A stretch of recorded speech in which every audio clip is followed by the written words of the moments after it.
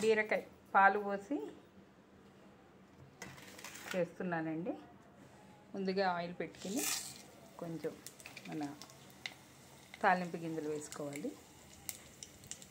వేగిన తర్వాత 2 ఉల్లిపాయలు, పచ్చిమిరపకాయలు 2, కరివేపాకు.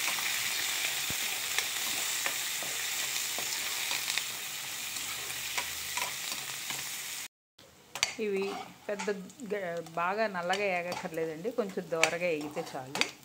ఎందుకంటే తర్వాత కొంచెం 4 ఎల్లుల్లిపాయలు తీసుకుని వేసుకోండి.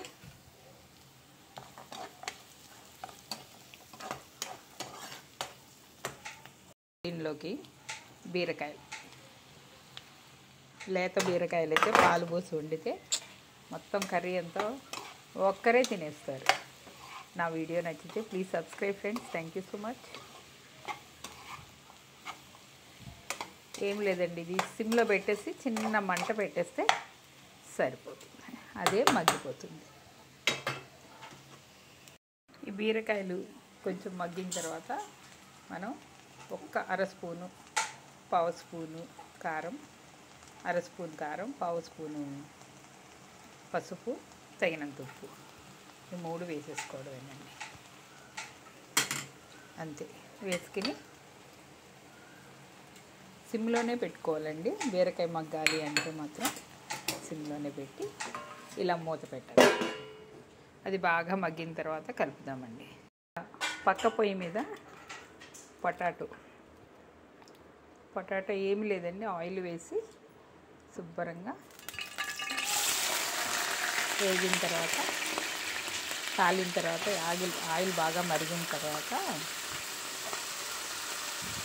నూనె కొంచెం వేడెక్కిన తర్వాత ఈ పొటాటోస్ అన్నీ వేసి ఒక్కసారి తిప్పి కదపకుండా అలా పెట్టేసేయండి. చక్కగా ముక్క మగ్గిపోతుంది. ఉప్పు, కారం, పసుపు వేసి దించితే పప్పుచారులోకి కానీ రసంలోకి కానీ చాలా బాగుంటుంది. లేదంటే సాంబార్ పౌడర్ ఉందనుకోండి, సాంబార్ పౌడర్ వేసుకున్నా కూడా పొటాటో ఫ్రైలో చాలా బాగుంటుంది.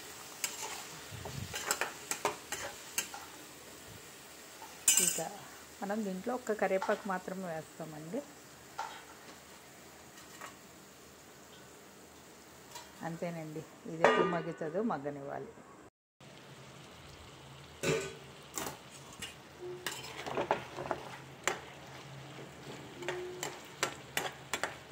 కొంచెం ఇవి చిన్న మంట మీద పెట్టినప్పుడు బాగా మగ్గుతాయి కదండి. మగ్గిన తర్వాత కొంచెం పెద్ద మంట పెట్టుకుంటే అంటుకోకుండా ముక్కకు ముక్క వస్తుంది. అంతేనండి. ఇవి బాగా మనకి కావాల్సినంత దోరగా వేపేసి ఉప్పు, కారం, పసుపు వేసుకోవడం. నచ్చిన వాళ్ళు సాంబార్ పౌడర్ వేసుకుంటే చాలా రుచిగా ఉంటుంది.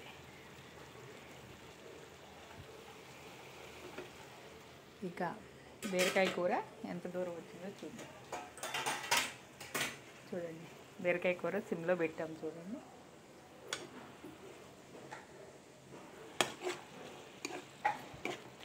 అంతే, నీరంతా మగ్గిపోయింది చూసారా.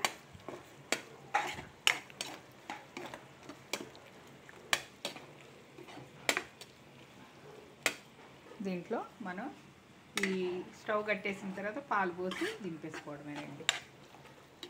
మేగడ పాలు పోసుకుంటే ఇంకా బాగుంటుంది. అంతే. ఈ నీరంతా ఎగిరిపోయిన తర్వాత పాలు పోసి దింపేయండి.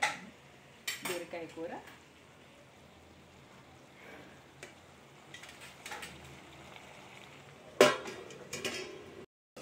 ఇక బీరకాయ ఎంతవరకు వచ్చిందో మనం చూద్దాం. బాగా నీళ్ళు ఇంకిపోయినాయండి. ఇప్పుడు స్టవ్ కట్టేసుకుని దగ్గరికి అయిపోయింది కదండి, స్టవ్ కట్టేద్దాం.